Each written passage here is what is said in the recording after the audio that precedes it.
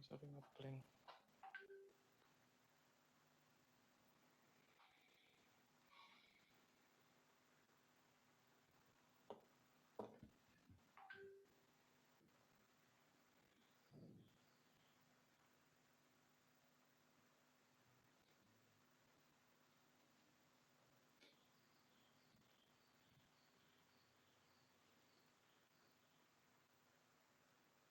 Habis mati ya? Oh.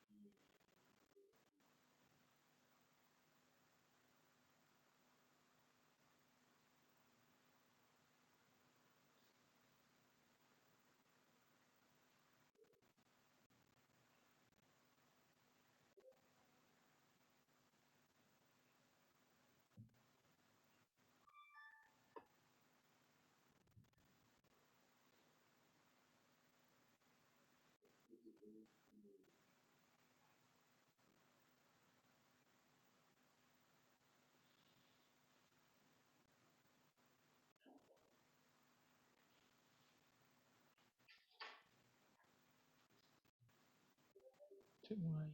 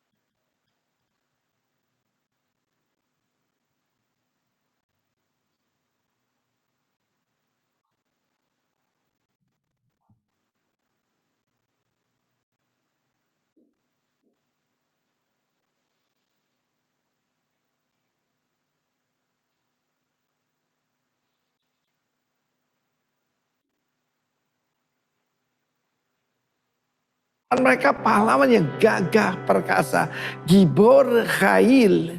Gibor itu saya percaya pahlawan perang ya. Tapi Khail itu lebih luas. Khail itu kaya, pandai, berhikmat ya.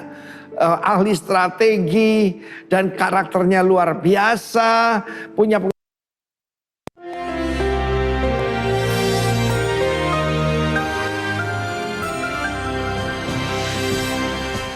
Shalom warga kerajaan. Siapakah pria sejati itu? Beberapa puluh tahun yang lalu kita kedatangan anak-anak SD dari Korea. Dan mereka semuanya belajar taekwondo.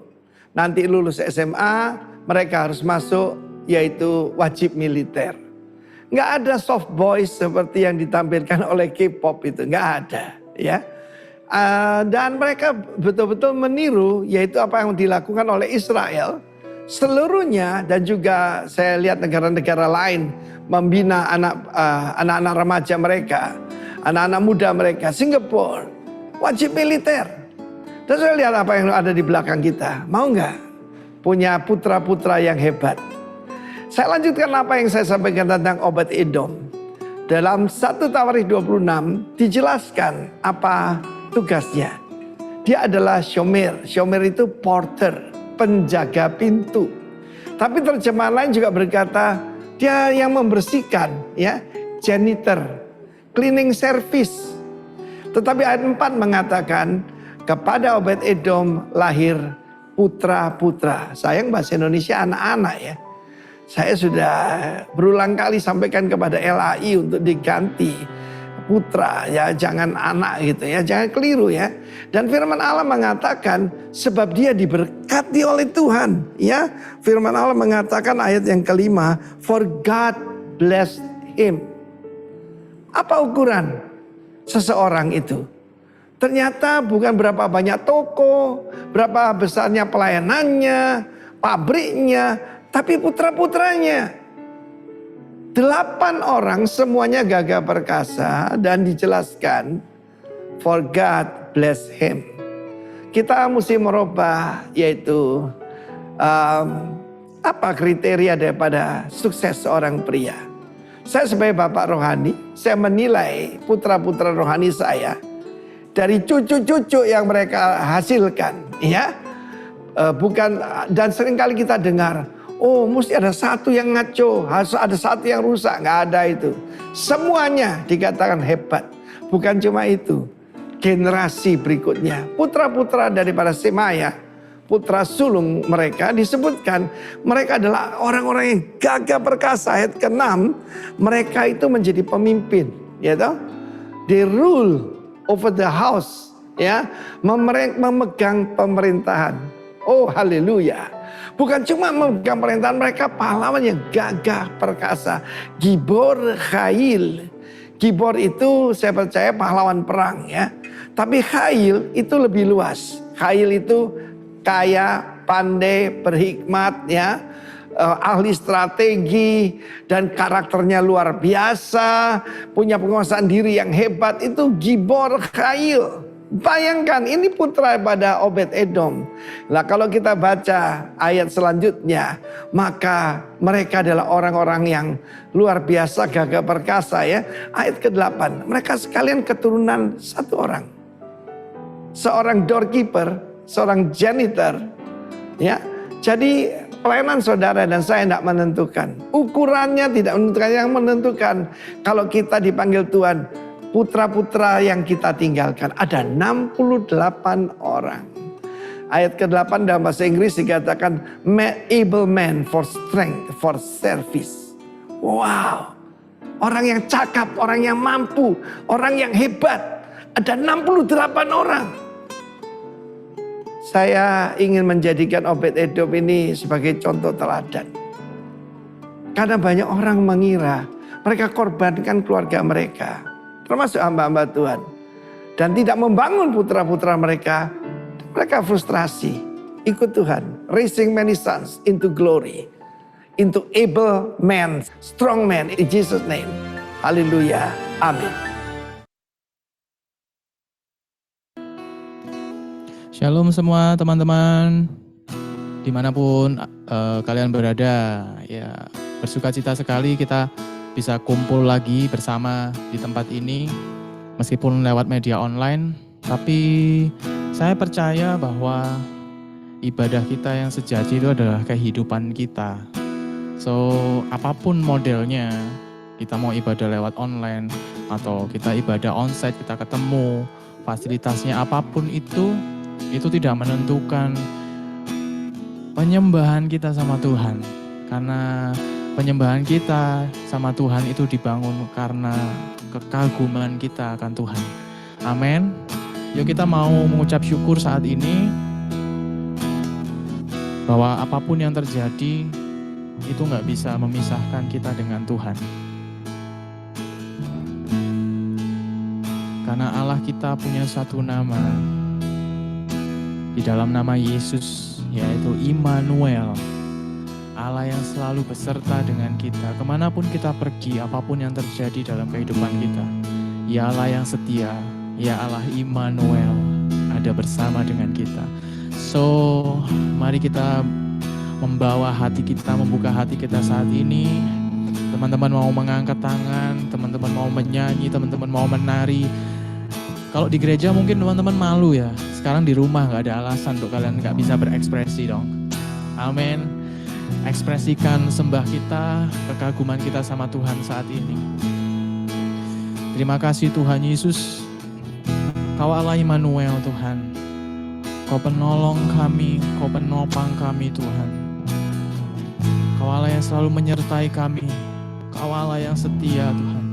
Apapun yang terjadi dalam kehidupan kami Tuhan, kami tetap mau menyembah Engkau, kami tetap mau memuji Engkau, kami tetap mau mengagumi Engkau Allah kami.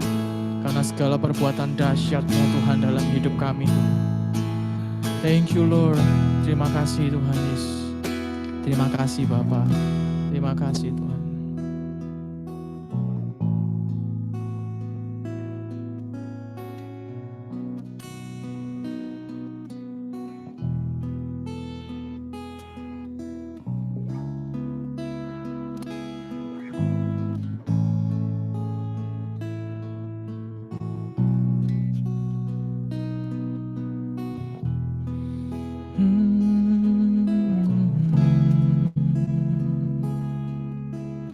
Kau ada dimanapun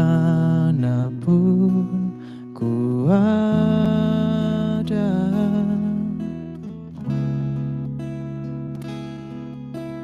menuntun, menopang, menguatkanku, penghibur, pelindung, menara kekuatan. Tuhan Kau nyata di hidupku. Mari nyatakan Immanuel, Immanuel,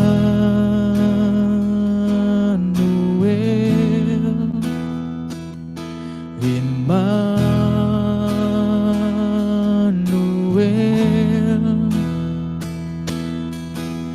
Kau besertaku, ku aman dalamku. Immanuel, Immanuel. Kau penyelamat kami Tuhan. Kau penyelamatku, hidupku aman di dalam-Mu.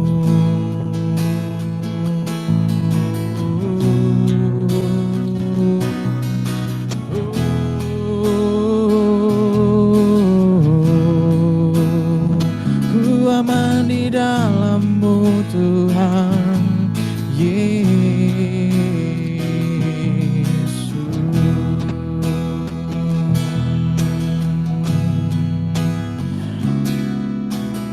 Kau ada dimanapun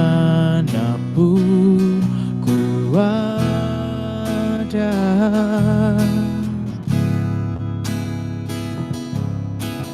menuntun, menopang, menguatkanku, penghibur, pelindung, menara kekuatan. Tuhan Kau nyata di hidupku. Mari angkat suara dan tanganmu, katakan Immanuel, Immanuel.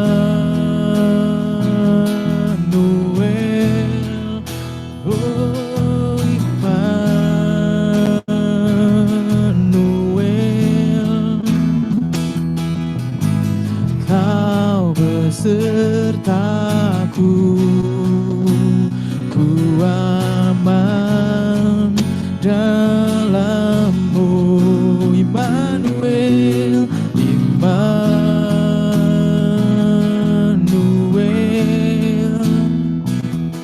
Immanuel.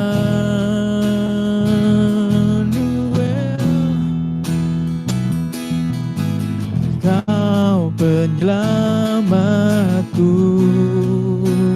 hidupku aman di dalam-Mu.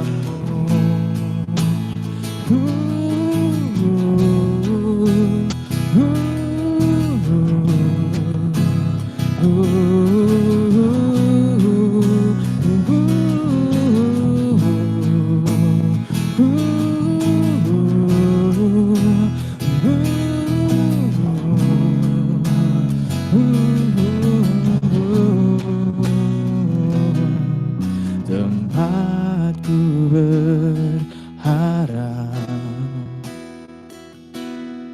tempatku berserah, tempatku berseru, hanya Kau, Yesus. Dalam kesesakan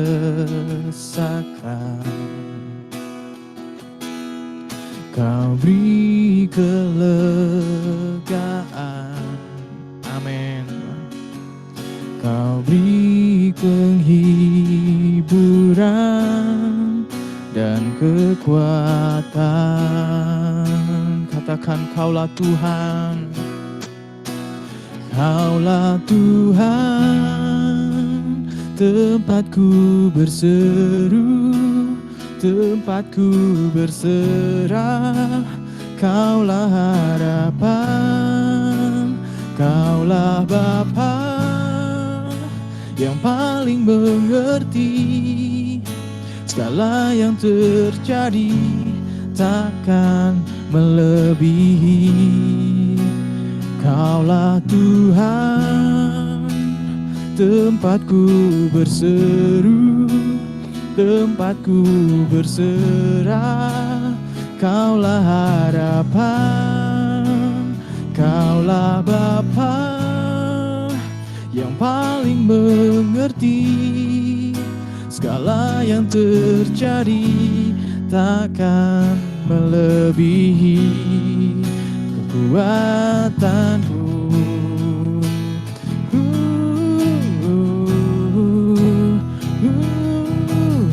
Mari sembah Dia.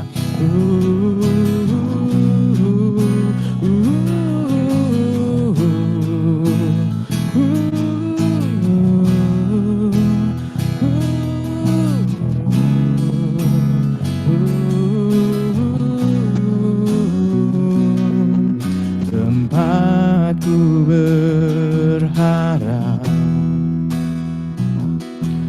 tempatku berseru, tempatku berserah, hanya Kau, Yesus. Dalam kesesakan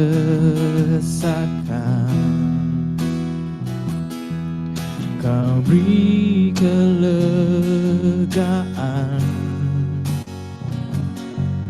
Kau beri penghiburan dan kekuatan.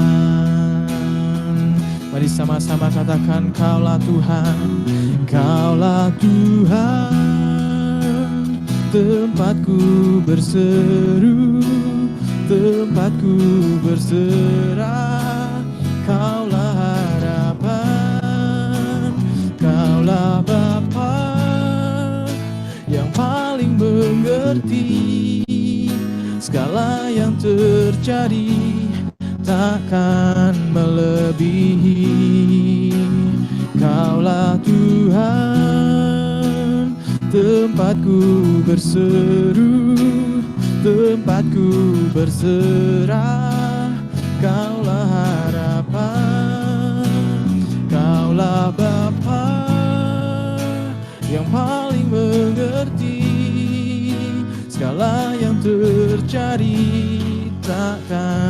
melebihi. Kau kekuatanku, tempatku berseru, tempatku berserah. Kaulah harapan, kaulah Bapa yang paling mengerti segala yang terjadi, takkan melebihi.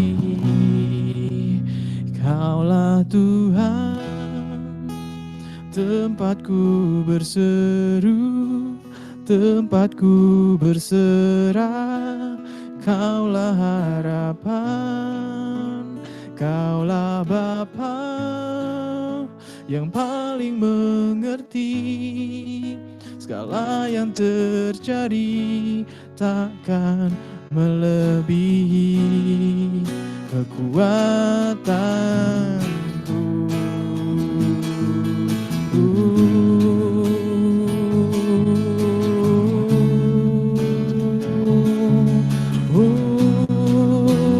Tak melebihi kekuatanku, Tuhan. Oh Yesus, tiada yang mustahil bagimu, tiada yang sukar di hadapanmu. Yesus, tiada yang tak mungkin bagimu. Sebab itu ku berserah padamu. Mari nyatakan, tiada yang mustahil bagimu, tiada yang sukar di hadapanmu. Yesus, tiada yang tak mungkin bagimu. Sebab itu ku berserah padamu. Oh, tiada yang tak mungkin bagimu, tiada yang sukar di hadapanmu. Yesus, tiada yang tak mungkin bagimu. Sebab itu ku berserah padamu. Sekali lagi katakan, oh, tiada yang mustahil bagimu, tiada yang sukar di hadapanmu. Yesus, tiada yang tak mungkin bagimu. Sebab itu ku berserah padamu. Inilah pernyataan iman kami, Tuhan. Oh, tiada yang tak mungkin bagimu, tiada yang sukar di hadapanmu. Yesus, tiada yang tak mungkin bagimu. Sebab itu ku berserah padamu. Tiada yang tak mungkin bagimu, tiada yang sukar di hadapanmu. Yesus, tiada yang mustahil bagimu. Sebab itu ku berserah padamu. Oh, tiada yang tak mungkin bagimu, tiada yang sukar di hadapanmu. Yesus, tiada yang tak mungkin bagimu. Sebab itu ku berserah padamu. Sebab itu ku berserah padamu. Sebab itu ku berserah padamu.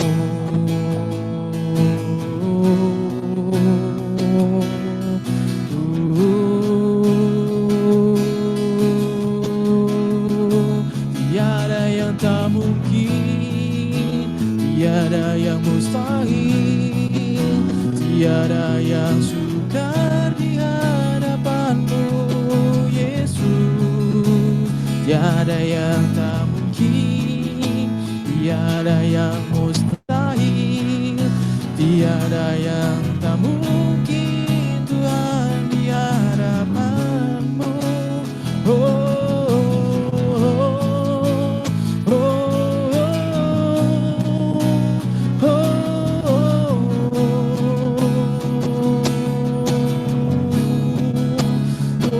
Segalanya mungkin bagimu, segalanya mungkin bagimu.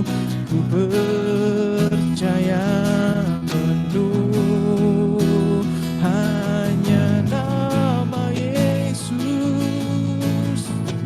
Oh, penuh kuasa.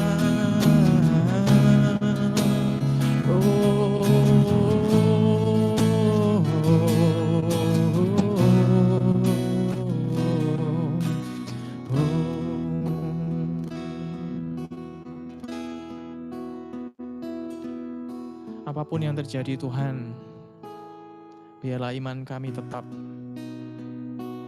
berharap kepada Engkau. Kami percaya bahwa enggak ada yang mustahil Tuhan bagimu. Bagi kami Tuhan mungkin mustahil, bagi kami mungkin enggak mungkin Tuhan. Tapi bagimu Tuhan, everything is possible. Semuanya mungkin Tuhan. Kami menyadari Tuhan saat ini Tuhan, apapun kondisi kami Bapa, hidup kami dalam rancangan-Mu, hidup kami tetap dalam rancangan-Mu Tuhan. Rancangan-Mu yang terjadi Tuhan bagi setiap mereka yang percaya di dalam Engkau Tuhan. Terima kasih Tuhan Yesus, terima kasih Bapa.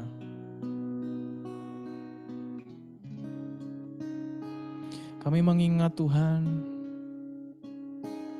kondisi bangsa dan negara kami saat ini Tuhan Yesus. Kami juga percaya Tuhan bahwa Kau Allah yang mengasihi bangsa kami Tuhan.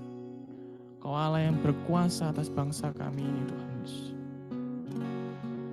Kuasa-Mu Tuhan nyata Tuhan atas bangsa kami ini Bapa. Ampuni kami Tuhan jika seringkali Tuhan kami lupa Tuhan akan kesejahteraan bangsa kami ini Tuhan. Tempat di mana kami berpijak ini Tuhan. Saat ini Tuhan, kami membawa Tuhan hati kami Tuhan. Mengangkat suara kami Tuhan. Untuk kami berdoa, untuk kami memuji Engkau atas bangsa kami. Biarlah kuasa-Mu Tuhan dan kemuliaan-Mu Tuhan yang dinyatakan Tuhan atas bangsa kami ini.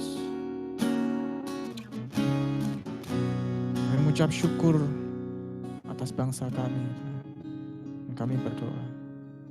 Syukur untuk setiap rencana-Mu dan rancangan-Mu yang mulia. Dalam satu tubuh kami bersatu, jadi duta kerajaan-Mu. Ku ucapkan berkat atas Indonesia, biar kemuliaan Tuhan akan nyata. Mari nyatakan. Bagi bangsa ini kami berdiri dan membawa doa kami kepadamu. sesuatu yang besar pasti terjadi dan mengubahkan hidup kami, agar nama-Mu Tuhan ditinggikan atas seluruh bumi.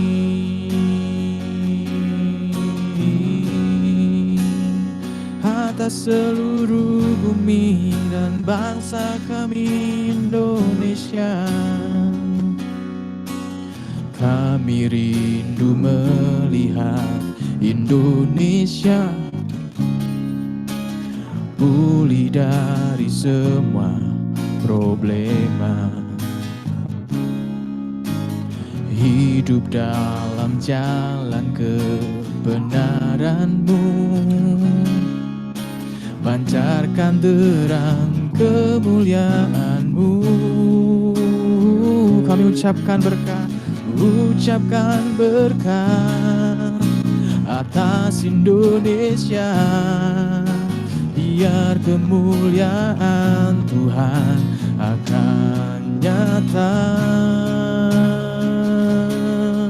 Oh, bagi bangsa ini kami berdiri dan membawa doa kami kepadamu. Sesuatu yang besar pasti terjadi dan mengubahkan hidup kami,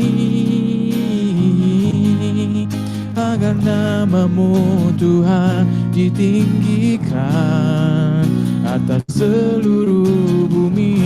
Katakan, bagi bangsa ini Tuhan kami berdiri, bagi bangsa ini kami berdiri dan membawa doa kami kepadamu.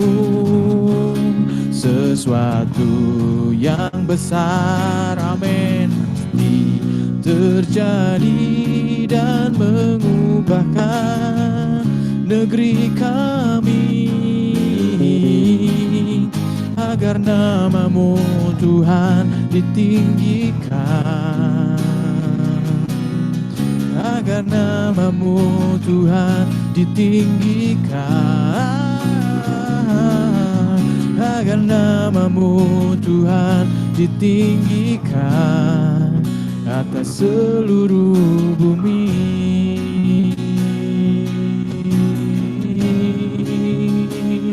Ditinggikan atas Indonesia, Tuhan Yesus. Nama di atas segala nama, nama Yesus ditinggikan. Oh, oh, oh.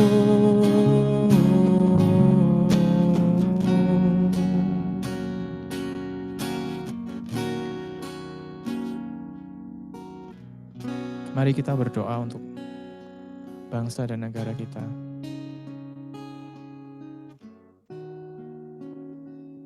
Terima kasih Tuhan. Kami gereja-Mu hari ini bersatu hati. Kami mewakili bangsa dan negara kami di hadapan-Mu Tuhan. Kami umat-Mu merendahkan diri, berdoa mencari wajah-Mu. Ampuni kami, ampuni bangsa kami. Kami datang kepadamu Tuhan, menghampiri tata kasih karunia-Mu. Kami datang karena kami percaya bahwa Engkau mengasihi gereja-Mu. Engkau mengasihi bangsa kami Tuhan. Engkau Allah penguasa langit dan bumi. Semua makhluk tunduk kepadamu Tuhan. Engkau El Khail, El Gibor. Engkau Allah yang perkasa, Engkau Allah yang hebat, Engkau Allah di atas segala sesuatu. Hari ini kami datang menyerahkan bangsa kami kepadamu. Kami ada di masa-masa yang sukar hari-hari ini Tuhan. Kami ada di masa-masa yang sulit hari-hari ini Tuhan. Kami berdoa untuk bangsa kami, di mana banyak terjadi perselisihan, banyak konflik, kasih akan sesama mulai pudar. Kami berdoa Tuhan di masa-masa sulit ini gereja-Mu berdiri mewakili bangsa kami. Hari ini kami bersatu hati berdoa untuk para pemimpin bangsa kami. Khususnya Tuhan, kami gereja-Mu hari ini berdoa untuk Presiden yang kami kasih Bapak Jokowi. Berikan kekuatan Tuhan, berikan hikmat-Mu, kami berdoa di dalam nama Yesus. Beri kekuatan buat Pak Jokowi Tuhan untuk bisa memimpin kami rakyatnya ini, bisa keluar dari kondisi yang sakit ini Tuhan. Kami datang, kami bersatu hati, kami mendukung Pak Jokowi, berkati beliau, berikan kesehatan, berikan hikmat-Mu, berikan kemampuan-Mu Tuhan. Kami berdoa, kami yakin dan percaya Engkau juga memberkati para pemimpin yang ada di bawah Pak Jokowi semuanya Tuhan, sampai ke bawah. Kami berdoa berikan hati yang takut akan Engkau. Kami berdoa di dalam nama Yesus Kristus Tuhan. Kami bersyukur, kami tahu shalom untuk Indonesia. Kami juga berdoa buat para tenaga medis, buat tenaga kesehatan, buat rumah sakit yang ada di seluruh Indonesia Tuhan. Kami berdoa berikan mereka para tenaga medis, tenaga kesehatan, buat para dokter semuanya yang ada di garda depan, yang benar-benar bekerja setiap hari berhadapan dengan pasien-pasien COVID. Kami berdoa di dalam nama Yesus, kesehatan menjadi bagian mereka, perlindungan dari tempat yang maha tinggi ada atas mereka, juga buat seluruh keluarga mereka Tuhan. Kami berdoa di dalam nama Yesus juga buat ketersediaan obat, buat vaksin yang ada. Kami berdoa semua rakyat Indonesia bisa bersedia divaksin. Kami berdoa di dalam nama Yesus, kemurahan Tuhan turun atas bangsa kami. Kami mengucap syukur dan percaya Engkau baik buat bangsa kami Tuhan. Terima kasih juga buat para penderita COVID, buat teman-teman kami juga, saudara-saudaranya yang juga kena COVID. Kami berdoa berikan kekuatan Tuhan, berikan perlindungan, berikan daya tahan tubuh yang kuat. Kami berdoa di dalam nama Yesus bersatu hati juga buat teman-teman kami, orang-orang yang kami kenal, yang sudah kehilangan keluarganya, kehilangan kerabatnya, orang-orang yang dikasihi. Kami berdoa mohon kekuatan, berikan damai sejahtera. Kami tahu bangsa kami bisa melewati tahun ini dengan baik di dalam nama Yesus. Kami tahu Engkau baik, Engkau dahsyat, El Gibor atas bangsa kami. Terima kasih Bapak, kami mengucap syukur buat semua yang terbaik, buat perlindungan-Mu atas gereja-Mu khususnya. Kami mengucap syukur. Terima kasih Bapak, di dalam nama Yesus kami panjatkan doa kami ini. Kami yakin dan percaya mata-Mu memandang kepada Indonesia dan tangan-Mu tercurah memberikan berkat atas bangsa kami.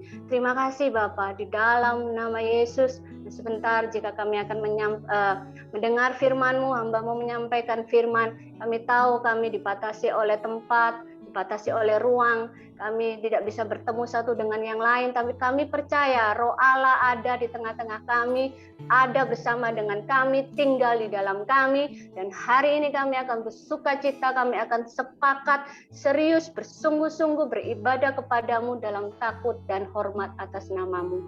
Terima kasih Bapa, di dalam nama Tuhan Yesus kami berdoa dan mengucap syukur. Yang setuju, semangat, yakin, katakan amin. Amin. Amin. Tunggu. Oke. Shalom buat semua rekan-rekan dimanapun kalian berada. Ada yang mungkin di Bali, ada yang di luar kota masih ya. Shalom buat semuanya. Oke. Ya. Dan hari ini kita akan sama-sama mendengarkan firman Tuhan di rumah kalian masing-masing. Singkirkan semua dulu camilanmu. Duduk yang manis, dengarkan, bila perlu pakai catatan, oke? Kita judulnya hari ini adalah Don't panic. Karena saya yang ngomong, kalian nggak bisa bersuara. Nanti kalau kalian mau memberikan yes, amin, kasih jempol, kasih stikermu di situ, oke? Kasih emotnya, oke? Don't panic, oke? Langsung yuk. Ini minta bantuan sama tim KCM ya untuk nampilin PPT-nya. Oke, itu di Joshua 1 ayat 9 ya. Kalian bisa tahu semua itu ayatnya, ayat kesayangan kita semua kalau lagi lemah. Be strong and brave. Don't be afraid and don't panic. Be strong and brave. Harus berani. Nah, di sini ada deretan nama-nama tokoh yang kita pasti tahu semuanya. Kita berpikir bahwa ada beberapa tokoh Alkitab yang kita juluki orang-orang yang strong, orang-orang yang brave, orang-orang yang gak takutan, orang-orang yang rawi-rawi rantas, malang-malang tuntas gitu kan ya. Sebut saja nama-namanya. Ayub, siapa lagi? Joshua, yang ini kan namanya Joshua ini, Joshua. Terus Musa, Elisa yang kita baca di Raja-Raja ya barusan ini. Elisa. Sadrak, Mesak, Abednego yang dibahas sama Levia sama Kristi. Siapa lagi? Daniel, ada namanya Daniel di sini ya, Coach Daniel, kan? Paulus, Petrus, semua murid-murid Yesus yang penuh Roh Kudus, mereka orang-orang yang dijuluki orang-orang yang hebat di dalam Tuhan, orang-orang yang kuat, ya kan? Tapi mereka dijuluki orang-orang hebat, orang-orang kuat bukan karena mereka kebal gitu ya, bukan mereka itu gak punya kelemahan, mereka orang-orang yang memiliki keterbatasan, mereka orang-orang yang punya kelemahan. Namun kuncinya kenapa mereka dijuluki orang-orang yang kuat, orang-orang yang strong, mereka dijuluki karena mereka dijuluki orang kuat karena mereka disertai Tuhan. Ada amin? Langsung munculkan aminmu. Pakai jempol kayak pakai apa kayak ya, di setiap perjalanan hidup mereka itu disertai Tuhan, itu kuncinya. Nah, kunci menuju kesuksesan adalah penyertaan Tuhan. Amin. Mereka punya keterbatasan, tapi mereka dinyatakan sebagai orang-orang yang kuat. Mereka lemah tapi kuat. Next yuk. Ada next. Nah, oke. Ini kita akan belajar ya. Di 2 Korintus 12 ayat 9, apakah ada di 2 Korintus 12 ayat 9? Apakah tidak saya tulis ayatnya? Nah, yang ini. Oke, KCM. Kecepatan itu tadi ya. Di 2 Korintus 12 ayat 9 dikatakan, "Cukuplah kasih karuniaku kepadamu, sebab justru dalam kelemahanlah kuasaku menjadi sempurna. Sebab itu, terlebih aku suka bermegah atas kelemahanku, supaya kuasa Kristus turun menaungi aku." Bukan berarti terus kesenangan dalam kelemahan ya, tapi mereka lebih memilih mereka dalam proses, tapi mereka bisa melihat kuasa Kristus menjadi sempurna. Karena itu mereka lebih senang untuk hal itu, lebih senang diproses sama Tuhan, lebih senang diuji, meskipun nggak enak, tapi kuasa Tuhan turun atas mereka. Amin. Nah, kita akan belajar hari ini gimana sih supaya kita ini jadi pribadi yang bisa kuat bahkan dalam situasi yang paling nggak enak sekalipun, ya kan? Kita ini kan orang-orang yang penuh kelemahan kan? Atau saya aja yang penuh kelemahan, Anda orang-orang kuat semua? Enggak ya. Saya percaya kita semua orang-orang yang penuh kelemahan, tapi Tuhan nyatakan kita kuat. Amin. Next. Yang tadi. Nah, don't panic. Oke. Langkah awal yang perlu kita tahu adalah supaya kita kuat, kita perlu benahi konsep dulu. Do you know konsep? Nah, kalau saya catat di sini, konsep itu gambaran. Konsep itu rancangan, konsep itu pengertian. Nah, konsep yang benar itu powerful. Konsep yang salah, dangerous. Konsep yang benar itu bikin hidupmu powerful. Kalau konsepmu salah, ya kamu berbahaya dalam hidup gitu loh ya, paham ya? Jadi kita yang pertama, langkah awal ya opo sih supaya jadi orang yang kuat bahkan di situasi yang paling nggak enak sekalipun. Bahkan kita bisa jadi deretan nama orang-orang tadi, Joshua, Daniel Coach, ya kan, Kristi Antari, Alex Setiawan, orang-orang yang lemah tapi kuat. Siapa lagi sebut nih, nah, berapa orang yang kumpul di sini? 36 orang hari ini ya. Jadi konsep yang kalau kita memiliki konsep yang benar, pasti hidup kita powerful. Tapi konsep salah, wah hati-hati. Anda bahkan kena song gitu ya. Dimulai dari hidup yang benar, konsep yang benar dulu. Apa sih yang perlu kita benahi? Konsep apa dulu? Kalau konsep itu bicara konsep kan tadi gambaran, terus rancangan. Kalau bikin rumah aja, kita tanpa konsep pasti rumahnya welek. Enggak seperti yang kita rancangkan. Konsep apalagi semua, kita memasuki pernikahan tanpa konsep, rumah tanggamu juga amburadul. Jadi konsep itu sangat penting. Pingin punya pacar tapi tidak punya konsep berpacaran yang benar, putus, kalian akan banyak mantan nanti. Oke? Jadi yang pertama satu, kita mulai konsep apa yang perlu kita benahi dasarnya. Monggo. Nah, identitas. Yang pertama yang perlu kita benahi, konsep yang benar, apa sih? Konsep apa dulu yang dibenahi? Identitas kita. Oke? Identitas itu penting. Orang yang nggak punya identitas nggak bisa kemana-mana. Apalagi masa sekarang. Pasti ditanya, mana identitasnya? Nggak boleh masuk kamu. Ya kan? Saya sering lihat, identitas KTP. Harus ada KTP, harus ada KK gitu kan. Identitas harus jelas. Kita harus tahu siapa kita. Siapa kita? Siapa kita? Ya kan? Siapa kamu? Kamu siapa? Kamu siapa? Gitu kan? Kalau di TikTok kan gitu. Jadi kita harus benar-benar tahu dulu, paham dulu siapa kamu, siapa kita, siapa saya. Siapa saya ya? Nggak tahu saya siapa. Loh, berarti Anda berbahaya ini. Anda bisa kemana-mana nggak aman karena kamu nggak tahu siapa kamu gitu loh. Kita harus tahu dulu siapa kita. Nah, itu ada ayatnya ya. Jadi siapa yang ada dalam Kristus, ia adalah ciptaan baru. Identitas apa yang kita perlu? Identitas yang baru di dalam Kristus. Yang lama sudah berlalu. Lani yang lama berlalu. Lani yang baru datang. Sesungguhnya yang baru ini sudah datang. Identitas kita harus jelas dulu. Siapa kamu di dalam Kristus? Ya kan? Huha, gitu kan. Kalau kita kayak gitu, siapa kamu? Huha. Ya, semakin kita sadar siapa kita di dalam Tuhan, identitas yang baru berarti ngomongin manusia Kristus yang tinggal di dalam kita. Amin. Jadi kalau kita sudah tahu ya identitas kita di dalam Kristus, kita jadi orang, jadi pribadi yang nggak insecure dalam hidup. Orang yang insecure itu orang yang nggak aman, gampang baper, gampang apa lagi? Panik enggak kan gitu. Gampang apa lagi? Gampang curiga, ya kan? Gampang berasumsi buruk sama orang karena dia insecure. Jadi orang kalau insecure itu identitasnya gak jelas masih dalam Tuhan. Identitasnya gak komplit. Jadi kalau kamu pernah tahu teman-temanmu udah insecure, gak aman sama dirinya, aduh aku ini menarik enggak sih hari ini? Aduh aku hari ini sudah ngomong yang betul enggak sih? Hari penuh rusuh di hatinya gitu ya. Itu berarti identitasnya masih gak jelas. Kalau ngomong identitas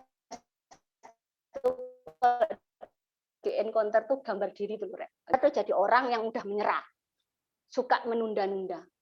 Ya, cek sendiri ya masing-masing ya. Kamu gampang menyerah enggak? Sedikit-sedikit menyerah, enggak iso wis, enggak usah wis.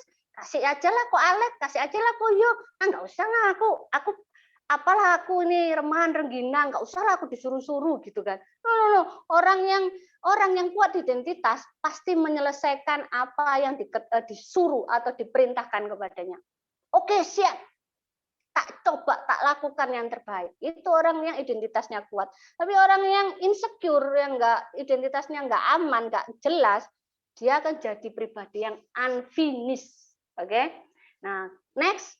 Jadi yang pertama ya, benahi identitas. Yang kedua, pola pikir dan respon. Jadi setelah kita punya identitas kita jelas, maka pola pikir dan respon kita juga akan benar. Roma 12 ayat 2. Janganlah kamu menjadi serupa dengan dunia ini. Orang yang pingin serupa sama dunia, ya dia berarti identitasnya belum baru. Masih serupa dengan dunia, identitasnya masih lama. Tapi kalau kamu berubah oleh pembaruan budimu, sehingga kamu dapat membedakan mana kehendak Allah, apa yang baik, yang berkenan kepada Allah, dan yang sempurna, berarti kamu identitasnya lengkap. Maka seperti ini, setelah kamu punya identitas yang jelas di dalam Tuhan, pola pikir dan responmu mengikuti. Paham ya? Jadi identitas jelas dulu, baru sudut pandangmu berubah. Identitasmu jelas, sudut pandangmu berubah. Sudut pandang itu ya pola berpikirmu, kerangka berpikirmu pasti jelas sudah. Kerangka berpikirmu mulai berpikir seperti Kristus karena sudah ada manusia baru dan responmu mengikuti. Jadi jangan dibalik-balik. Pernah nggak dengar orang, aku berusaha loh tiap hari, ngotot berjuang, pingin berespon yang baik, pingin berpikir yang baik, tapi nggak bisa. Gagal terus. Itu mungkin identitasnya nggak jelas masih. Identitasnya dalam Tuhan belum benar, posisinya belum benar di hadapan Tuhan. Identitasnya masih lama, belum identitas yang baru, masih serupa dengan dunia. Oke ya, saya berdoa kalian paham dengan apa yang saya sampaikan. Oke? Jadi jangan dibalik-balik, jangan keliru. Kalau dibalik, identitasnya masih lama, tapi ingin punya pola pikir dan respon yang benar, wangel wis, wangel tenan, wangel tuturanmu, gitu kan? Jadi identitas dulu, baru pola pikir dan respon. Mendengar, yakin, kasih jempol murek. Kalau kalian ngerti, paham, yes, oke. Jadi identitas, pola pikir, dan respon mengikuti. Dua itu tok sebenarnya. Dua tok ini sudah, khotbah saya sebenarnya selesai, saudara. Dua hal itu saja yang mau saya sampaikan. 2 poin, identitas dan pola pikir respon yang benar. Saudara sudah mendengarkan firman Tuhan hari ini. Tapi karena masih banyak waktu saya, jangan amin dulu Reksi, masih banyak, saya ngeprank saudara. 2 poin, tapi supaya saudara semakin paham, saya kasih contoh, oke?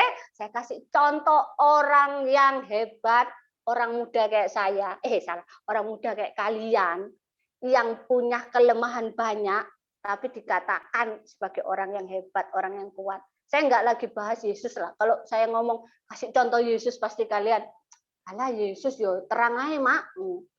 Tuhan hebat pasti bisa. Nah, saya kasih contoh Yusuf.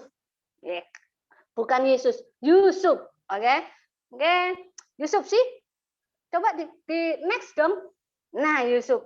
Kalau kalian lihat gambar ini, kalian bisa tahu lah ya gimana nasibnya Yusuf. Itu Yusuf dijual itu, habis dimasukin ke sumur, nah dia diangkut sama dibawa ke Mesir. Oke, jadi itu saya bahas tentang Yusuf ya, karena ada waktu kan, masih ada waktu kan. Oke, jadi saya bahas 2 tok itu sebenarnya, cuman saya kasih contoh ini. Seorang dikatakan kuat itu bukan karena otot kawat balung besi, itu Gatot Kaca. Oke, itu Gatot Kaca. Tapi orang dikatakan kuat waktu ia tetap tenang saat orang lain menilainya buruk. Dia bisa tetap tenang waktu orang lain meremehkan dirinya. Orang dikatakan kuat waktu dia tetap tenang menghadapinya waktu dia difitnah orang. Itu orang kuat. Apalagi seorang dikatakan kuat waktu dia mengerjakan bagiannya dengan cara yang terbaik, excellent, antusias, sekalipun tidak ada kata kamsya, terima kasih, cc, kamsahamnida, gak ada itu. Tapi dia tetap mengerjakan dengan baik. Sekalipun gak ada pujian, dia kerjakan tugasnya dengan baik bagiannya. Itu orang kuat. Nah, orang juga dikatakan kuat waktu dia milih pekerjaan, dia menolak memilih pekerjaan yang enggak sesuai dengan standar kerajaan Allah. Itu orang-orang kuat. Bukan orang kuat itu bukan orang-orang yang ngejim-ngejim itu, yang berapa kilo gitu ya. yang bisa ngelawan preman. Bukan cuma itu orang kuat, nggak seperti itu. Oke, Yusuf dikatakan kuat itu bukan sekedar waktu dia masuk ke sumur, dijual jadi budak, bukan cuma itu. Yusuf dikatakan kuat waktu dia bisa menolak godaan Nyonya Pot, oke? Godaan Nyonya Potifar yang ganjen itu loh, yang merasa dirinya seksi. Yusuf bisa berani meskipun gitu ya, mungkin ya. Ya para pria pasti tahu lah gimana godaannya kalau lihat cewek cantik, apalagi ceweknya cantik ini menunjukkan sesuatu yang sensual. Yusuf berani menolak, itu Yusuf dikatakan kuat. Amin. Yusuf dikatakan kuat juga pada waktu dia memilih mengampuni saudara-saudaranya. Waktu dia sudah jadi orang nomor 2, bukan di KGC. Orang nomor 2 di KGC mah kecil. Orang nomor 2 di Mesir, yang negara hebat waktu itu. Orang nomor 2 loh, setelah Firaun, dia orang nomor 2. Itu kalau kakak-kakaknya dibalas sama dia, hilang itu kakak-kakaknya. Tiba-tiba lenyaplah di muka bumi itu, habis mereka. Tapi Yusuf memilih mengampuni. Karena itu Yusuf dikatakan orang kuat, ya, bukan karena dia mangku bumi. Ya kan dia disebut julukannya kalau Indonesia mangku bumi kan, orang nomor 2 di Mesir. Tapi dia memilih mengampuni kakak-kakaknya. Amin. Terus apalagi? Yusuf mengalami hal-hal pahit dalam hidupnya, tapi dia tetap excellent mengerjakan segala sesuatunya. Kalau kita baca, guys, kita baca tentang kisahnya Yusuf di Kejadian, pasti kalian ya cuman baca. Tapi Yusuf yang alami waktu itu, orang muda kayak kalian, siapa yang di sini umurnya 17 tahun? Kalian kan sudah lebih tua dari Yusuf, toh. Sebenaya 17-an, ya kan? Itu yang si asik main game, ya olahraga itu dibuang ke sumur, bayangin, ya kan? Kalau Alek mamanya sudah tua, sudah tua. Tapi ini 17 tahun, ngalami dibuang. Pertama tuh dia ngalami dibenci sama kakak-kakaknya. Seneng nggak kalian? Kakak-kakakmu semua nggak ada yang suka sama kamu. Aduh, tuh paling nggak enak. Satu rumah dimusuhi satu rumah. Itu nggak enak. Terus dibuang ke sumur, dijual. 13 tahun loh mereka, Yusuf itu mengalami proses yang nggak gampang. Tapi Yusuf ini setiap hal dalam hidupnya dia nggak terlalu banyak komplain, gitu loh. Kalau ini ya Yusuf ini napi, budak, napi tentang pelecehan seksual, iya kan? Kan tentang itu. Jadi laporannya Nyonya Potifar itu, si Potifar itu melaporkan Yusuf tentang pelecehan seksual ini. Istri saya dilecehkan ini. Nah, itu kalau ke Ko Alek ya, misalnya Yusuf mau ngelamar pekerjaan, minta tolong Ko Alek, buatin dong aku CV gitu ya, surat lamaran ya opo. Wah, Ko Alek kalau lihat catatannya, wih ya ampun, bekas budak, mantan napi. Terus wangel iki gitu kan. Pasti ngono. Ah ya kan harapan iki, mantan budak iki. Napi sisan. Wah, kono harapan. Tapi ya itu tadi di awal saya sudah ngomong. Semua orang yang di atas yang kita sebut tadi, itu kuncinya cuman penyertaan Tuhan. Amin. Nah, Yusuf membuktikan bahwa dirinya sekalipun punya masa lalu yang sulit, masa lalu yang kelam, bahkan bukan kesalahannya dia dituduh pelecehan seksual sama nyonyanya, Tuhan membuktikan Yusuf jadi orang nomor 2. Bayangin, calon presiden aja kalau napi nggak bisa kan ya, benar nggak ya? Kalau iya, anggukkan kepala Anda. Ya kan, presiden kan nggak boleh kan calon ini, gitu kan nggak boleh calon napi. Wah, tapi Yusuf jadi orang nomor 2. Hebat Yusuf. Jadi kalau mau diomong, banyak alasan Yusuf untuk marah. Banyak alasan Yusuf untuk sakit hati. Ya kan? Banyak alasan Yusuf untuk hidup sembarangan. Wes mantan napi, hancur pisan lah nasib, wes sekalian dah. Wes dah, narkoba dah. Apalagi, wes lah ngombe wes, ngombe apa? Fanta, ngombe teh kotak. Ngombe tak mabukan aku sekalian dah habis dah. Ngapain hidupku gak ada artinya ini. Nah, Yusuf bisa loh seperti itu. Banyak alasan Yusuf untuk nggak percaya sama mimpinya lagi yang Tuhan kasih.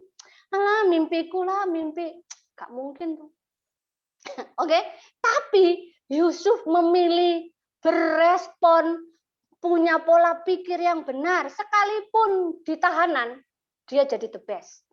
Sekalipun jadi tukang bersih-bersih di rumah Nyonya Potifar, dia lakukan yang terbaik sampai dia dipercaya di rumah Potifar itu. Kan? Jadi inilah orang yang membuktikan Yusuf identitasnya kuat di dalam Tuhan. Dia percaya sama janjinya Tuhan. Jadi dia tidak turunin nilainya loh. Yusuf sama sekali tidak turunin nilai. Oh, nasibku buruk, wes sekalian wes tak habisin dah. Sekalian tak buktikan. Marah sama Tuhan nih ceritanya, marah, ngambek sama Tuhan. Nah, tapi dia nggak memilih itu. Dia menguatkan hatinya dan bertindak. Kalian kalau baca nanti di Daniel 11 ayat 32 kalian akan temukan. Umat yang mengenal Allah akan tetap kuat dan bertindak. Itu kayak di Daniel 11 ayat 32 ya. Jadi Tuhan menyertai Yusuf membuat berhasil karena Yusuf itu punya identitas kuat banget dalam Tuhan. Dan Tuhan membuktikan tuh. Slide-nya KCM next. Itu kan ada ya. Nah, ini. Tapi Tuhan menyertai Yusuf. Sehingga ia menjadi seorang yang selalu berhasil dalam pekerjaannya. Amin. Jadi gak ada alasan. Gak ada alasan sih buat kita. Kita nih masa pernah dijual di sumur? Siapa yang pernah dijual di sumur? Dijual ke Mesir. Dibuang ke sumur ada? Yang pernah dibuang ke sumur? Nggak ada kan? Jadi ini Yusuf lebih memilih mempercayai janji Tuhan dan bersikap excellent dalam hidupnya. Maka Tuhan menyertai Yusuf sehingga ia menjadi seorang yang selalu berhasil dalam pekerjaannya. Amin. Tapi sekalipun dia berhasil, memang ditunjukkan Tuhan tuh tidak tinggal diam dalam kehidupannya Yusuf. Tapi Tuhan tuh yang paling tahu Yusuf. Tadi lagunya yang disampaikan, yang dinyanyiin tim PW tadi, Tuhan tuh tahu seluruh kehidupan kita. Kayaknya ada kata-kata itu tadi ya. Tuhan tahu kehidupan Yusuf sepenuhnya. Tuhan tahu kehidupanmu sepenuhnya. Tuhan yang paling tahu Cencen. Tuhan yang paling tahu Elvira. Tuhan yang paling tahu Joan. Tuhan yang paling tahu siapa aja sebutin di sini. Kalau orang lain nggak tahu, Tuhan tahu. Tuhan yang paling tahu luka emosional kita di mana. Orang lain mungkin nggak bisa lihat, tapi Tuhan lihat. Amin. Jadi kalau Tuhan tahu, Tuhan mau kita pulih. Amin. Tuhan mau kamu pulih, Tuhan mau saya pulih. Kalau Tuhan mau Yusuf pulih, Tuhan mau kamu pun pulih. Amin. Jadi nggak cukup. Tuhan tuh nggak pingin cuman kamu jadi orang kaya, punya pacar ganteng, punya pacar cantik, punya istri ganteng, punya istri cantik, yang bisa dibanggakan, punya anak yang lucu, sukses, punya mobil yang mewah, rumah yang megah. No, bukan itu. Nggak cukup cuman itu. Tuhan mimpinya lebih gede dari itu. Istri ganteng. Kok Aleknya ada istri ganteng. Oke. Jadi hidupnya kita yang Tuhan mau itu bukan sekedar cuma jadi kaya, penuh cuan. No, Tuhan mau kita bersorak-sorainya serius sama Tuhan, sungguh-sungguh bersorak-sorai, bukan karena jadi kaya, tapi kita benar-benar bisa memasyurkan nama Tuhan tuh lewat hati kita yang punya identitas yang jelas, kita bebas dari luka-luka emosional, kita jadi orang yang hebat bukan karena kita jago diri seperti ini kayak Gatot Koco gitu ya. No, Tuhan mau kita hebat karena menyadari ada penyertaan Tuhan dalam kita. Amin. Next mungkin next. Oh, belum. Goyo, ditutup dulu Goyo. Oke. Jadi apapun dalam kehidupan kita yang Tuhan izinkan terjadi, itu pasti ada tujuan. Amin. Biarpun lewati lembah kekelaman, lewati goa singa, lewati dapur api, lewati apa lagi? Padang gurun, lewati COVID, pandemi ini. Itu tujuannya untuk memurnikan kita, mengeluarkan semua kotoran dalam diri kita untuk memunculkan kualitas yang terbaik dalam diri kita. Yusuf itu 13 tahun, gak gampang, Rek. Tapi kualitas yang terbaik keluar dari dalam dirinya. Kalau untuk mengeluarkan hal yang ilahi dalam diri kita perlu diproses. Masuk ke dapur peleburan api. Di dapur api, bukan ngafe. Ya kan? Oh, aku mau hebat ngafe tok. Ya gak iso. Bukan di kafe, di dapur api, di tempat dibuat kita ini kotorannya dikeluarkan semua, ya kan? Bukan di dapur kafe, ya kan? Di dapur api, jadi gitu. Supaya apa? Gak enak tapi memang gak enak, tapi it's okay. Kalau itu bisa mengeluarkan yang ilahi dalam diri kita, mengeluarkan yang terbaik, why not? Kenapa enggak? It's okay, gak apa-apa. Immanuel, Allah berserta kita. Amin. Nah, Kak Amin ya. Kak Amin enggak? Amin dong. Karena semua yang Tuhan izinkan terjadi, itu pasti punya tujuan. Nah, Yusuf dibawa Tuhan itu sampai menyadari luka di hatinya. 13 tahun dalam proses. Anak remaja, bayangin anak kayak Ben tuh ya. Kalian bayangin Ben gitu. 17 tahunan gitu. Dibuang ke sumur, jauh dari ayah ibunya, anak yang disayang orang tuanya, dibuang ke sumur, terus dijual, dijadikan budak, bayangin jadi budak, terus masuk di penjara lagi, itu lukanya dalam. Kalau ingat perbuatan kakak-kakaknya pasti dia sakit hati banget, nget ya. Tapi ada usaha nggak Yusuf untuk bales kakaknya? Ada. Waktu dia sudah jadi orang nomor 2 di Mesir, Yusuf tuh sempat loh ngerjain kakak-kakaknya, benar kan? Kalau kalian baca di Kejadian 42 nanti ya, itu Yusuf itu lihat kakaknya langsung itu kan dituduh, kamu ini mata-mata kamu ini, gitu dia. Terus banyak hal sampai kan kalau kalian baca nanti ya, yang rajin jurnal pasti tahu. Mereka dibentak-bentak, dituduh pengintai ya kan, dikerjain itu sama Yusuf. Itu sebenarnya apa? Ada keinginan Yusuf untuk balas loh. Ngeprank itu gak ngeprank itu tenanan itu, pengen balas itu.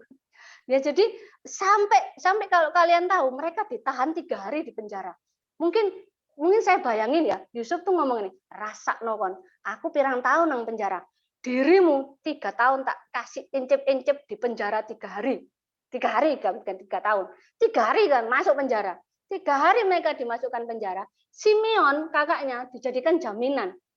Kakak-kakaknya yang lain boleh pulang, boleh ngambil gandumnya, berasnya gitu ya. Tapi Simeon dijadikan tahanan, dijadikan jaminan gitu ya. Itu sesuatu hal yang nggak mudah buat Yusuf untuk ngampuni kakak-kakaknya. Terus ada drama juga kan, kantong-kantongnya itu dimasukin dimasukin lagi uangnya. Sampai kakak-kakaknya waktu lihat, oh lemes, waduh nanti kita dibilang pencuri. Nah, kan seperti itu. Uangnya dimasukin kantong, uangnya mereka sendiri dimasukin kantong lagi. Jadi mereka beli, uangnya dimasukin lagi. Bikin syok pasti itu. Takut mereka takut banget sama Yusuf. Tapi waktu itu, kalau Tuhan memulihkan Yusuf, Tuhan juga memulihkan kakak-kakaknya. Waktu kembali lagi, kakaknya itu nggak pakai babi bu, langsung ngaku, mungkin mangku bumi Pak Yusuf, ngono ya. Pak Yusuf, mohon maaf, saya mau berbicara. Kami karung-karung kami ternyata diisi uang lagi, itu bukan kami. Mereka sudah langsung ngaku. Kalau dulu mereka jagonya nipu, mereka nipu papanya loh. Papa, Dedi, Papa Yusuf, Papa Yakub, Yusuf mati. Hah? Iya, ini lihat, jubahnya yang kamu beri berlumuran darah, coba Yusuf mati. Mereka bikin drama kayak gitu. Tapi kalau Tuhan mengubahkan Yusuf, Tuhan juga mengubahkan kakak-kakaknya. Kakak-kakaknya juga dipulihkan loh hatinya. Mereka ngaku dan mereka bahkan kalau kalian baca Yehuda berani menjamin dirinya sama papanya. Pak, pokoknya ya apa kita harus ke sana, kita harus balik. Karena Benyamin ini kan harus dibawa ketemu Yusuf. Kalau nanti sampai ada apa-apa, aku yang berani mati. Yehuda dulu nggak berani melakukan itu. Amin. Keren banget kalau kita baca kisahnya Yusuf ini. Yehuda pun berani tampil akhirnya apa yang tidak pernah dia lakukan. Amin. Jadi pemulihan seluruhnya. Langsung next. Kalau kita baca ayat berikutnya ini, kejadian ini ya. Setelah itu menangislah ia keras-keras. Inilah waktunya pemulihan Yusuf. Setelah itu menangislah ia keras-keras sehingga kedengaran kepada orang Mesir dan kepada seisi istana Firaun. Saya nggak bisa bayangin nangis model opo itu, guys. Nangis seluruh isi istana. Istana itu bukan kayak rumahmu yang berapa meter aja, ya kan? Istana itu gede banget dan dia nangis bisa kedengaran seluruhnya. Seluruh Firaun dan para pegawainya itu bisa dengar. Itu tangisan apa nggak ngerti ya. Tangisan orang Cina kali ya. Wah, gitu ya, nangis yang gak jelas. Wah, gitu. Gak tahu juga nangis seperti apa. Tapi itulah Tuhan sedang mengerjakan pemulihan dalam hatinya Yusuf. Jadi singkat cerita ya, Tuhan itu memulihkan hati Yusuf itu mengeluarkan semuanya. Waktu itu Tuhan bikin Yusuf flashback lagi, dibuang ke sumur, dijual, diketawain kakak-kakaknya, ya kan? Semuanya sampai dia harus ngalami jadi budak itu seperti apa? Itu semua flashback ditarik lagi sama Tuhan. Tuhan bawa dia masuk ke luka emosinya yang paling dia takuti. Dia nggak kepingin bahas itu lagi, dia sebenarnya nggak kepingin ketemu kakak-kakaknya. Kakak-kakaknya adalah orang yang paling males dia temui. Kalau kamu sedang males ketemu seseorang yang paling kamu benci, marilah berdamai dengan orang itu. Oke? Atau mantanmu kah? Siapakah? Oi, ayo tangani masalahmu. Dan Tuhan membawa Yusuf ke area itu lagi. Ke luka masa lalunya. Tuhan mau pulih. Kalau Tuhan memulihkan Yusuf, Tuhan juga mau memulihkan kita. Amin. Akhirnya Yusuf sepakat sama Tuhan. Dia balik ke lukanya sama Tuhan dan Tuhan sembuhkan dia. Nah, pasti kalian tahu quote ini. Next. Ini loh quote-nya. Ini quote yang paling sangat kita suka banget. Dan Yusuf berkata kepada saudara-saudaranya, "Akulah Yusuf. Masih hidupkah Bapak?" Tapi saudara-saudaranya tidak dapat menjawabnya sebab mereka takut. Mereka lemes. Ya ampun Yusuf, ternyata ini adik kita ya. Mateng kan. Waduh. Takut, super takut mereka. Ternyata yang mereka hadapi selama ini adalah Yusuf yang pernah mereka buang. Yang pernah mereka jual. Tapi Yusuf memilih untuk menyatakan dirinya sama kakak-kakaknya. Akulah Yusuf. Nah, yang ayat yang 5, nah ini quote yang paling keren, yang sering kita bikin ya kan. Kita bahkan catat-catat. Tetapi sekarang jangan bersusah hati. Dan janganlah menyesali diri. Karena kamu menjual aku ke sini. Sebab untuk memelihara kehidupanlah Allah menyuruh aku mendahului kamu. Ini nggak akan pernah muncul kalau Yusuf gak pulih. Jadi Yusuf sepakat sama Tuhan. Yusuf menangani masalahnya. Dan keluarlah quote ini. Yang sampai sekarang kita sangat terberkati sama quote ini kan. Kita sering pakai toh. Nah, jadi sekalipun orang nomor 2 hebat, orang pikir tidak terjadi apa-apa. Tapi Tuhan tahu, Tuhan mau dia kuat dari dalam keluar. Inside out. Jangan berpikir kalau kamu sudah pelayanan level papan atas, papan reklame, apa aja lah. Katam Alkitab, jago doain orang, apa lagi. Kamu kalau mimpin pujian semua rebah gitu ya. Apalagi pengurapan kalau pelayanan pengurapanmu tinggi kan. Kamu akan merasa aku baik-baik aja, masa lalu biarlah masa lalu. Nah, kamu harus berani hadapi. Jangan berpikir juga bahwa kalau kamu ini sudah pelayanan sejauh itu, kamu berpikir bahwa enggak mungkin lah aku ngaku kalau aku punya masalah. Malu lah. Aku kan sudah GKC. Loh aku kan pemimpin pujian papan reklame sudah. Gak mungkin aku ngaku kalau aku mengalami masalah dalam hidupku. No, orang yang kuat adalah orang yang berani mengakui.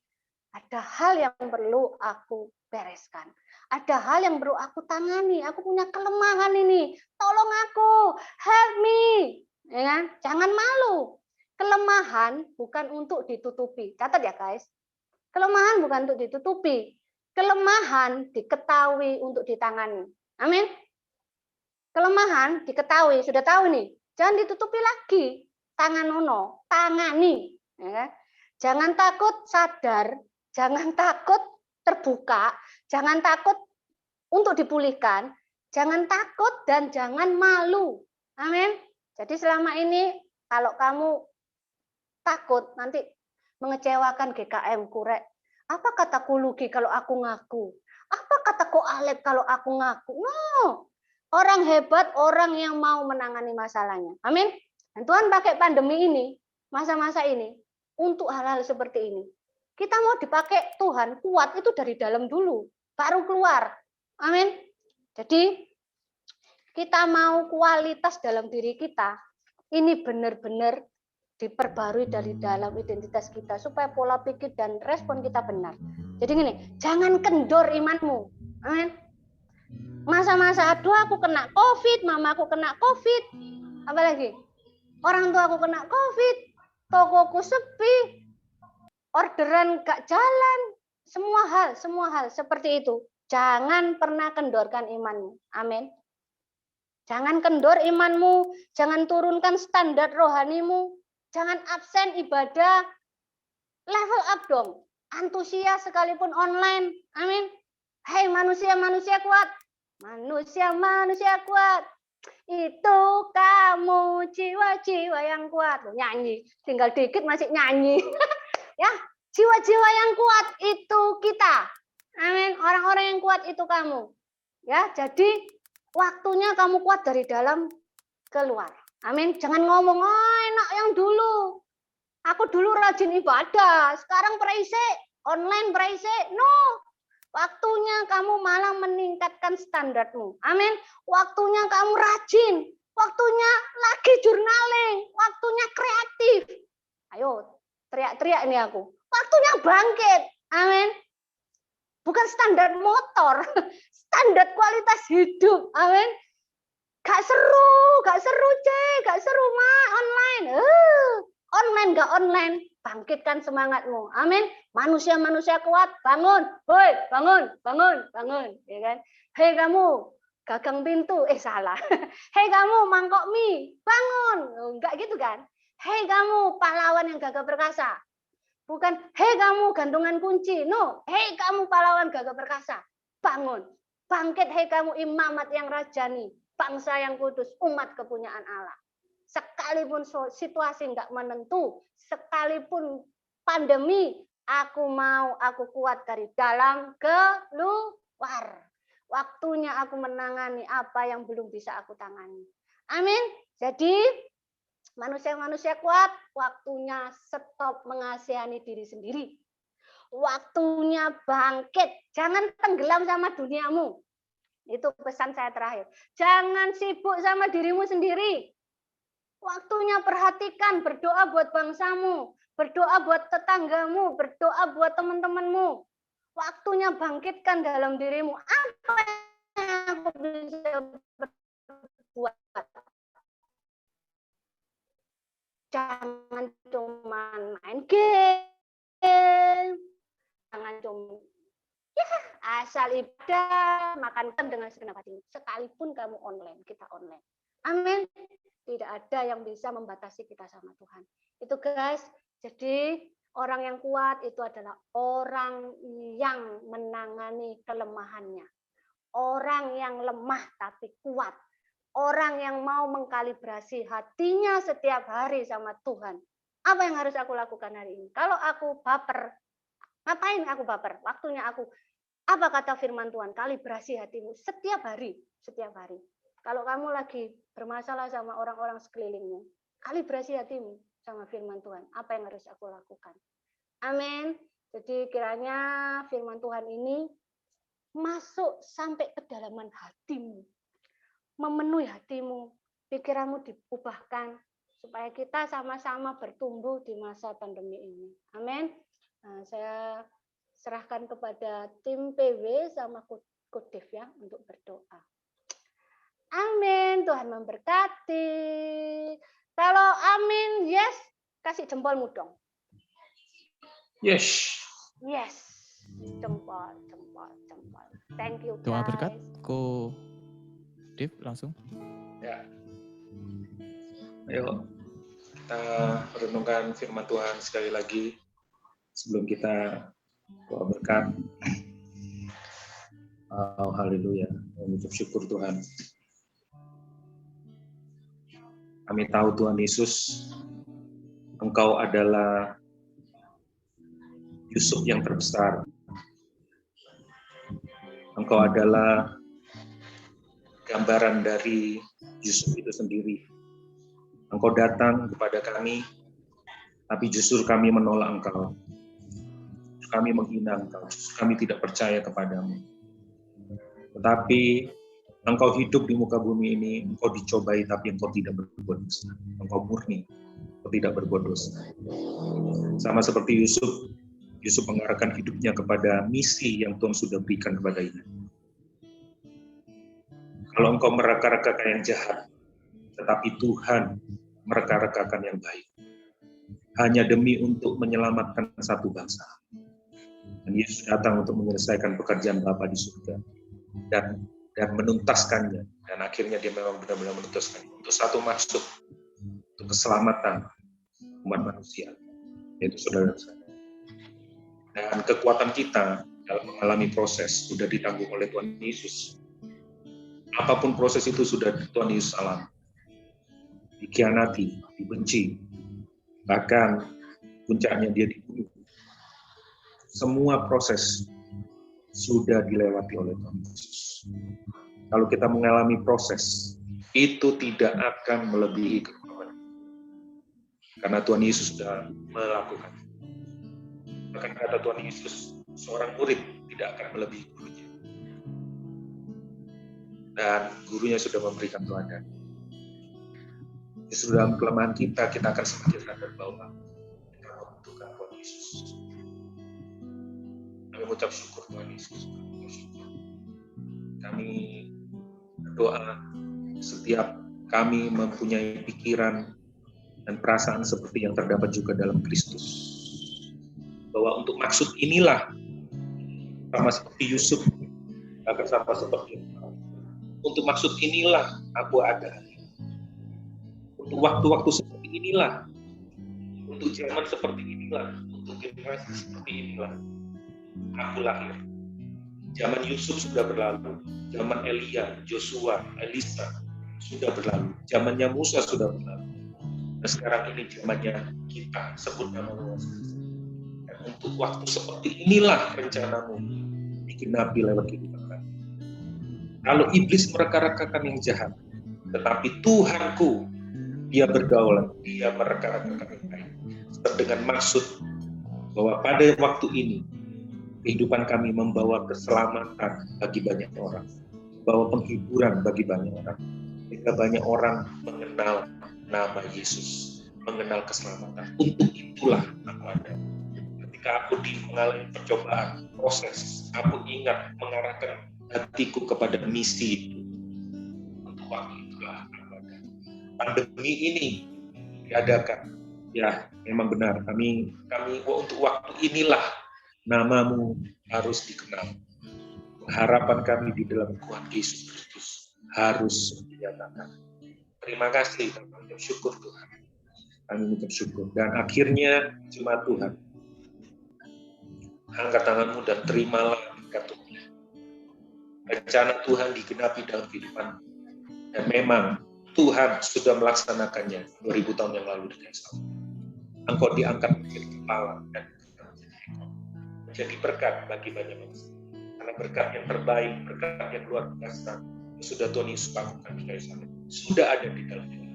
Yaitu engkau menjadi ciptaan yang tidak bisa dilakukan oleh uang, tidak bisa dilakukan oleh pangkat, tidak bisa dilakukan oleh kecerdasan, kepintaran apapun, tidak bisa dilakukan oleh sekolah, universitas apapun, yang hanya bisa dilakukan oleh Yesus.